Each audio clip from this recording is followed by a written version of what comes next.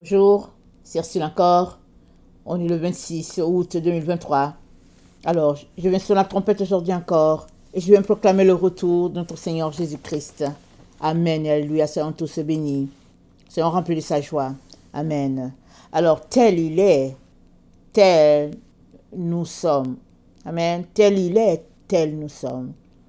Alors, dans Jean 17, le verset 17, Jésus-Christ a dit au Père, il a prié, n'est-ce pas, pour tout cela qui était sur la terre et tout cela qui viendrait après lui.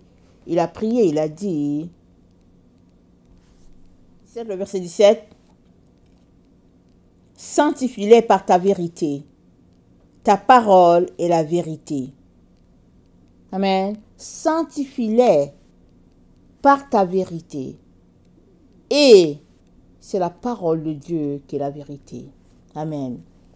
Alors, toi et moi avons reçu la prière de notre Seigneur Jésus-Christ déjà. Il prie déjà pour nous tous les jours. Il intercède pour nous devant le Père. Mais c'est dit que avant d'aller à la croix, quand il a prié pour les disciples, il a prié aussi pour la génération future qui viendrait. Et ils seront un seul. Amen. Alors, c'est quoi la sanctification? Amen. C'est quoi? Sanctifie-les par ta parole, sanctifie-les par ta vérité, ta parole c'est la vérité. Mais c'est quoi la sanctification? La sanctification, c'est une mise à part. Amen. Corps, âme et esprit. C'est le fait de se dissocier de tout ce qui est du monde pour venir s'attacher au Seigneur Jésus, et cela se fait par le moyen de la parole. Amen. On se rappelle qu'on a vu que le logos, c'était le pont. Amen. C'est le pont, le logos.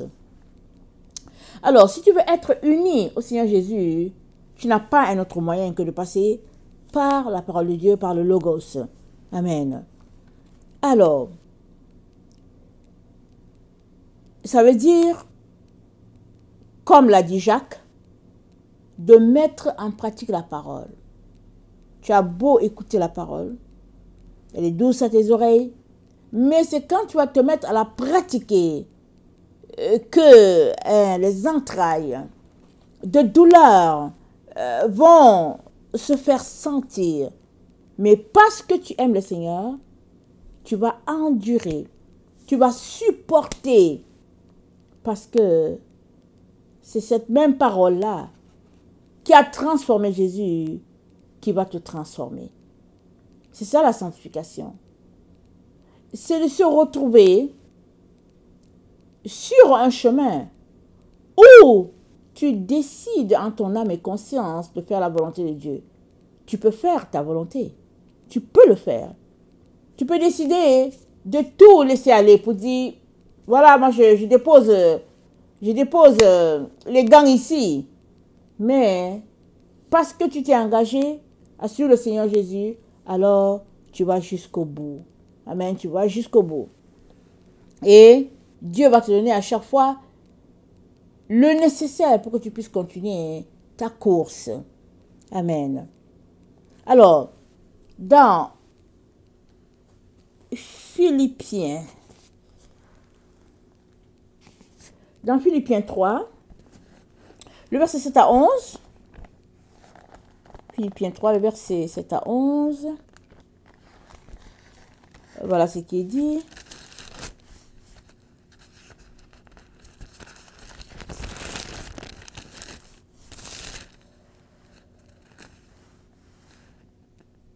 Mais ces choses qui étaient pour moi des gains, je les ai regardées comme une perte à cause de Christ.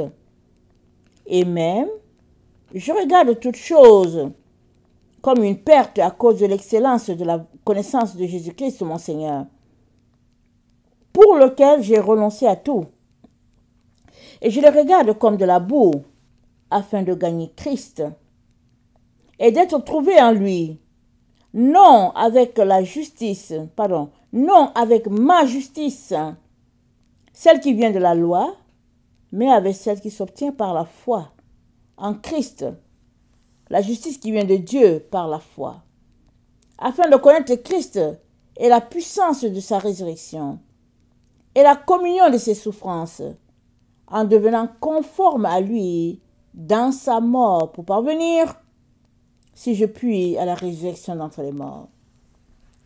Alors, la sanctification, c'est de devenir conforme à Christ. Amen.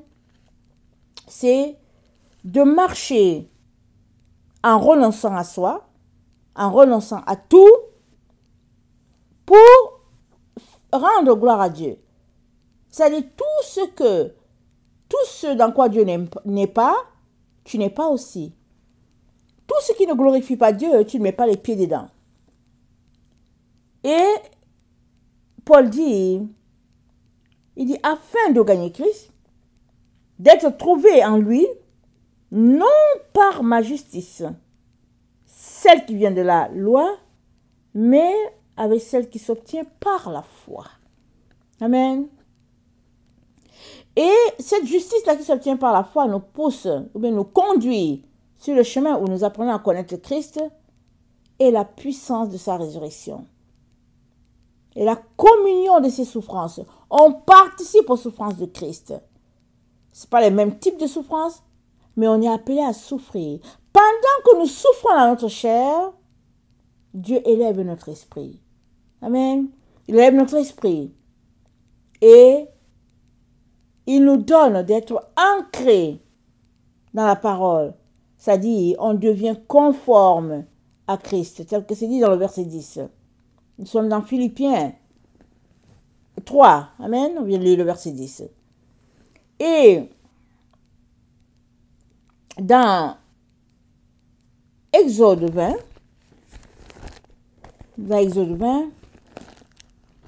au verset 23,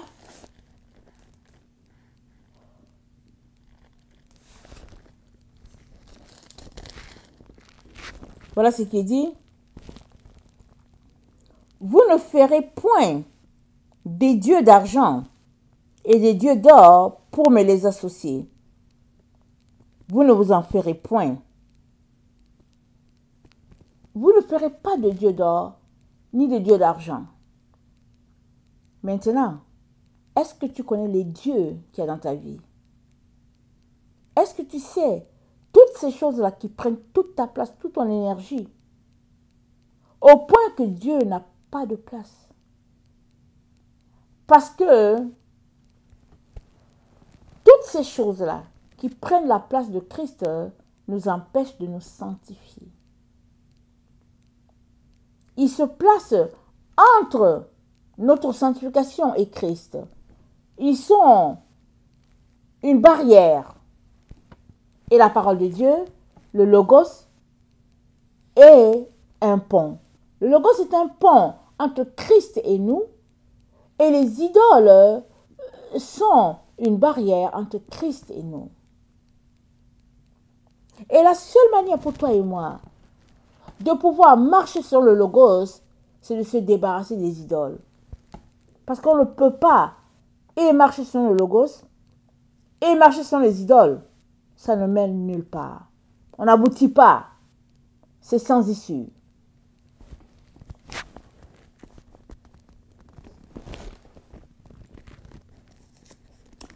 Dans Lévitique 6, le verset 12.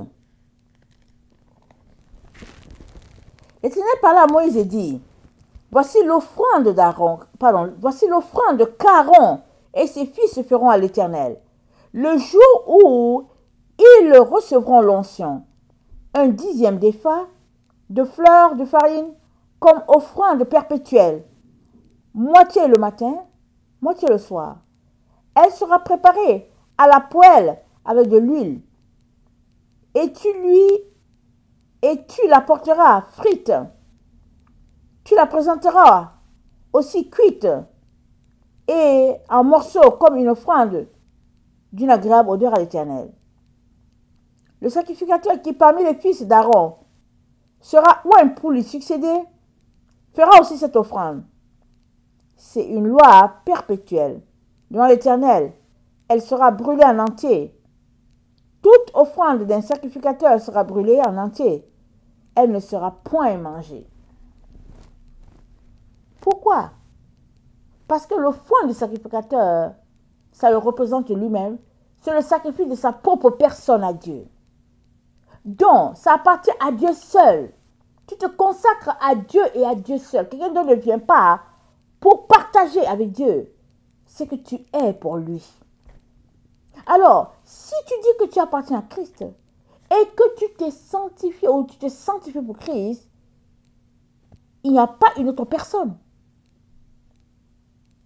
qui va te partager avec Christ. Tu appartiens à Christ, toi et toi seul, et puis c'est tout. C'est lui qui est le maître dans ta vie. Pas la télévision, pas Internet, pas le golf, le tennis. Non et non et non. C'est Christ seul que tu sanctifies dans tout. C'est-à-dire, c'est avec lui que tu prends le temps. Parce que sanctifie-les par ta vérité, ta parole, c'est la vérité. Évidemment, quand on marche selon le train-train de ce monde, on va se donner un temps de plaisir, on va dire, bon, ça c'est mon temps pour aller jouer au hockey, bon, ça c'est mon temps pour me faire plaisir pour X, en tout cas, X programme. Mais hélas, on est en train d'offenser Dieu sans le savoir. Parce que si tu lui appartiens, ce n'est pas à toi de faire le programme de ta journée, c'est à lui de faire ton programme. Alors souvent, qu'est-ce qu'on fait? On dit, bon, ok, je vais prendre du temps avec le Seigneur le matin, et puis je m'en vais faire mon golf, et puis je m'en vais après faire mon jogging, et puis après, je m'en vais au zoo, et puis après, je fais ceci. On fait le programme à Dieu, on dit à Dieu, voilà ce qu'on va faire, on fait le programme. Mais ce n'est pas ça qui devrait se passer. C'est Dieu qui devait nous dire où aller et où ne pas aller, puisque nous lui appartenons. Nous avons été consacrés à notre Dieu. Alors, c'est seulement lui qui peut nous dire quoi faire et quoi ne pas faire. Et nous sommes appelés à prier constamment, sans cesse, on est là dans sa présence, en train de prier.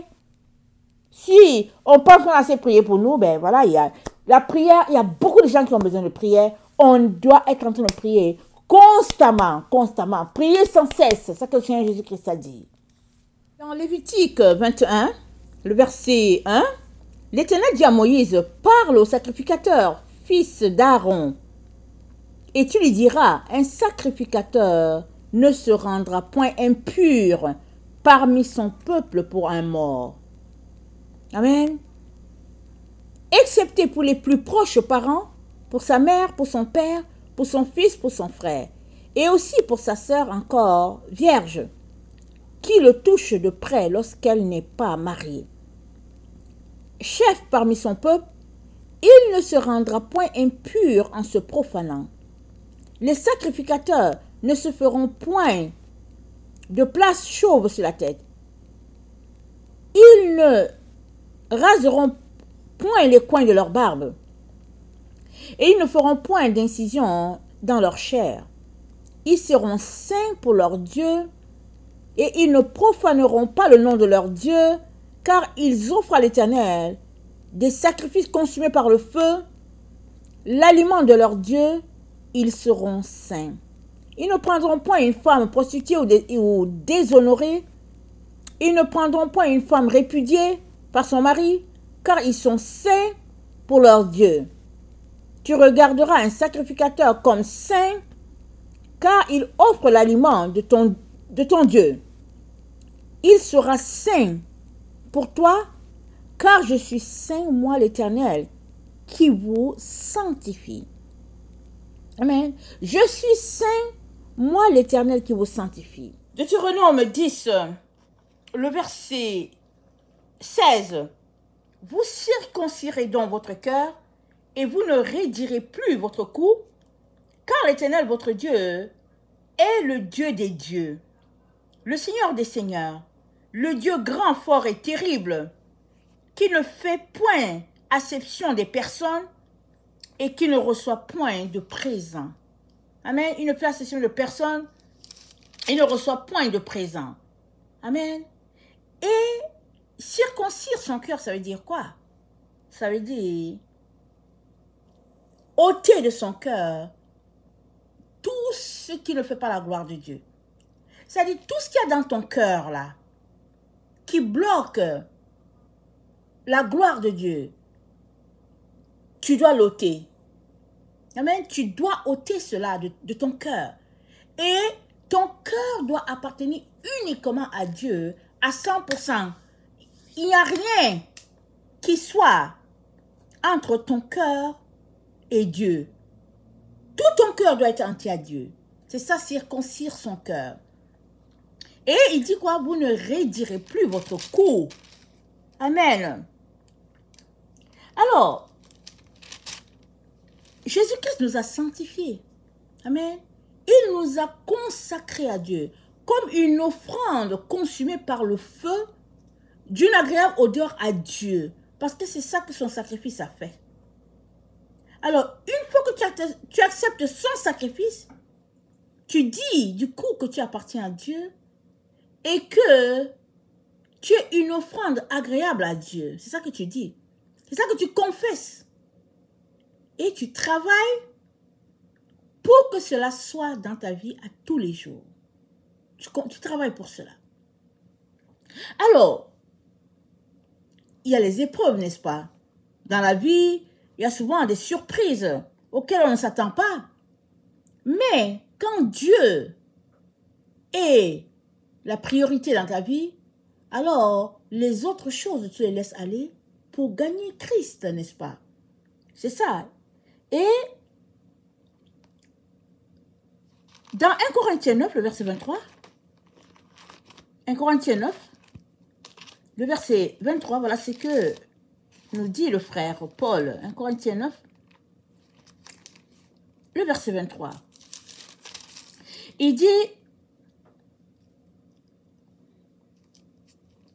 je fais tout à cause de l'évangile afin d'y avoir part. Ne savez-vous pas que ceux qui courent dans le stade courent tous, mais qu'un seul remporte le prix? Courez de manière à le remporter. Tous ceux qui combattent s'imposent toute espèce d'abstinence, et ils le font pour obtenir une couronne corruptible. Mais nous, faisons-le pour une couronne incorruptible. Moi donc, je cours, non pas comme à l'aventure. Je frappe, non pas comme battant l'air, mais je traite durement mon corps. Je le tiens assujetti, de peur d'être moi-même rejeté après avoir prêché aux autres. Amen. Je tiens mon corps assujetti, de peur d'être rejeté alors que j'ai prêché aux autres. C'est ça que Paul dit. Et regardez le travail que Paul a fait. Et regardez son type de souffrance. Et c'est comme ça que nous sommes appelés à marcher avec Christ. Le type de souffrance de Paul, ça ne sera pas ton type de souffrance. Amen. La souffrance que Paul a vécue, c'est différent de ce que toi tu es appelé à vivre. Mais toujours est-il que tu dois vivre ta souffrance. Amen. Tu dois la vivre afin que Dieu soit reconnu Dieu dans ta vie et puis toi, reconnu sa brebis. Amen. Alors si tu es la brebis du Seigneur, c'est lui qui te dirige. Ce n'est pas toi qui le dirige. Ce n'est pas toi qui décides de faire ce que tu veux et après tu dis à Dieu, mets ton cachet. Ça ne marche pas. C'est Dieu qui décide de t'orienter et puis ben voilà, et puis c'est Dieu qui décide. Après tout, c'est Dieu qui décide. Amen. Alors, dans Deutéronome 11,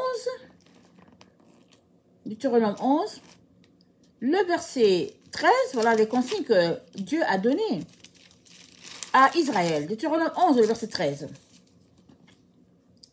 Alors, c'est Moïse qui parle, il dit, si vous obéissez à mes commandements, amen, Dieu qui parle par la bouche de Moïse, si vous obéissez à mes commandements, que je vous prescris aujourd'hui, si vous aimez l'Éternel, votre Dieu, et si vous le servez de tout votre cœur et de toute votre âme, Je donnerai à votre pays la pluie en son temps, la pluie de la première et de l'arrière-saison, et tu recueilleras ton blé, ton mou et ton huile. Je mettrai aussi dans tes champs de l'herbe pour ton bétail, et tu mangeras et tu te rassasieras. Gardez-vous de laisser séduire votre cœur, de vous détourner, de servir d'autres dieux et de vous prosterner devant eux. Gardez-vous de laisser séduire votre cœur. Même chose qu'on vient de lire. Vous allez circoncire votre cœur. C'est ce que Dieu a dit. Deutéronome 10. Amen. Il dit, gardez-vous de laisser séduire votre cœur. C'est toujours notre cœur qui a tendance à nous conduire dans une direction. Et pourquoi notre cœur nous conduit-il là-bas? C'est parce que notre passion est par là-bas. Amen. L'endroit où notre focus est, c'est l'endroit où se trouve notre cœur. Mais si notre focus est sur Jésus, peu importe ce qui arrivera sur notre chemin, notre focus est sur Jésus. On a Jésus et puis c'est tout. Et le temps dans lequel nous sommes, c'est un temps d'intense épreuve, un temps de grande pression, un temps de grande séduction. Amen. Imaginez le temps où Moïse était sur la terre, Dieu leur a dit, ne laissez pas séduire votre cœur. Imaginez notre temps aujourd'hui, où la séduction, elle est partout. Partout. Même si tu ne veux pas regarder la télévision, tu sors juste, tu auras la télévision devant toi, parce que tu ne sais pas qu'est-ce que la personne qui est devant toi va te présenter comme scène. Parce que dans notre temps aujourd'hui, c'est la nudité qui est la mode. C'est vraiment un temps où les valeurs de respect vis-à-vis de Dieu ont volé en éclats. Vraiment, c'est les ténèbres qui règnent à tous les niveaux. Et nous devons tout faire pour garder notre cœur sur Jésus. Tout faire. Et cela demande de renoncer. Amen. À tout afin de garder juste Jésus. De tout laisser le reste et puis de garder Jésus. Si Jésus-Christ est avec toi, ben, tout le reste, ça n'a pas de valeur. Ça n'a pas de valeur. Et nous avons besoin de maturer pour arriver au stade où Jésus-Christ est notre seul et l'unique focus. C'est ça le défi de tout enfant de Dieu de notre temps. Amen. Alors, je continue la suite de Deutéronome 11. C'est dit, je vais aller au verset 18. Mettez dans votre cœur et dans votre âme ces paroles que je vous dis. Je suis dans Deutéronome 11, le verset 18. Vous les lirez comme un signe sur vos mains. Elles seront comme des frontaux entre vos yeux. Vous les enseignerez à vos enfants et vous leur en parlerez quand tu seras dans ta maison, quand tu iras en voyage, quand tu te coucheras, quand tu te lèveras. Tu les écriras sur les poteaux de ta maison, sur tes portes.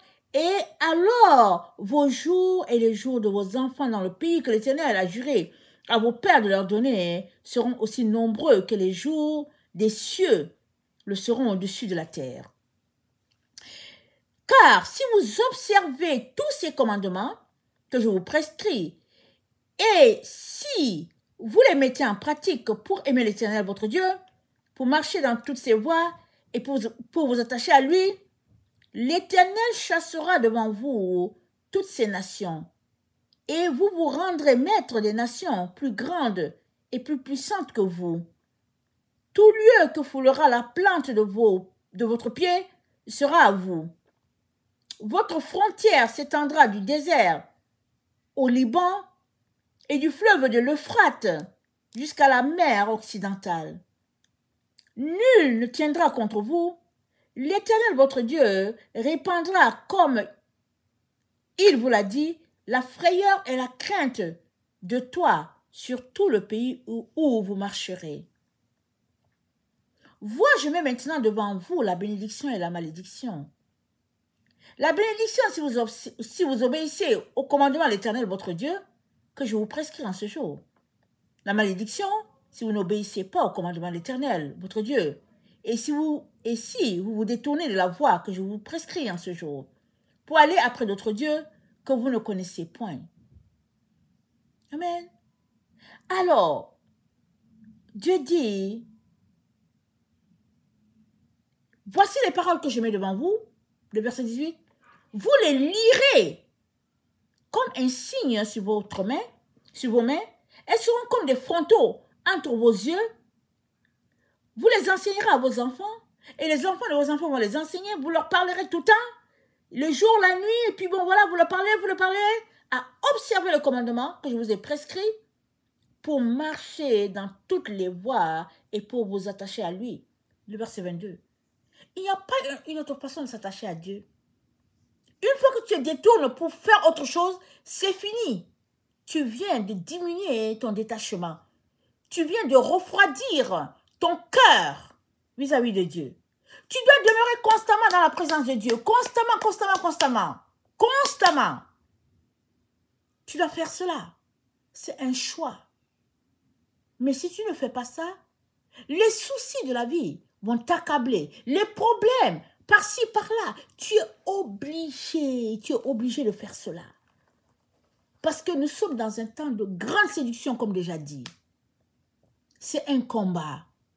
Et le Seigneur Jésus-Christ a dit, depuis le temps de Jean-Baptiste, le royaume des cieux est forcé et ce sont les violents qui s'en emparent. C'est maintenant que nous voyons la violence du royaume.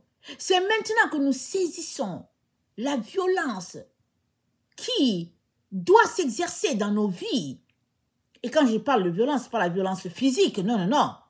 C'est spirituel. C'est spirituel. Nous devons tenir pour que notre foi ne défaille pas. Et nous tenons comment? En appliquant, amen, la parole de Dieu, en la pratiquant, en demeurant dans la présence de Dieu de manière constante. Amen. Alors, tel il est, tel aussi nous sommes. Comment était-il? Il était constamment dans la présence de notre Dieu. Il se levait la nuit, il allait prier, et puis il était, quand on le voyait, il reflétait Dieu. La gloire de Dieu était sur lui. Pourquoi? Parce que il était la parole. La parole. Il marchait au milieu des gens, mais il était la parole. Il représentait la parole. Et c'est ce qu'il a fait de nous. Nous devons être comme il est. Tel il est, tel aussi nous sommes. Maintenant, nous devons travailler à cela. Amen. Nous devons travailler à cela. Sinon, les soucis de la vie vont tout simplement nous garder loin. Et c'est pas ça que nous voulons. Nous voulons tout simplement que sa gloire demeure. Alors, retroussons nos manches, gardons les yeux fixés sur lui, jusqu'à ce que nous puissions, amen, le voir. Que le Seigneur bénisse sa parole. Maranatha, Jésus revient. Amen et alléluia. Amen.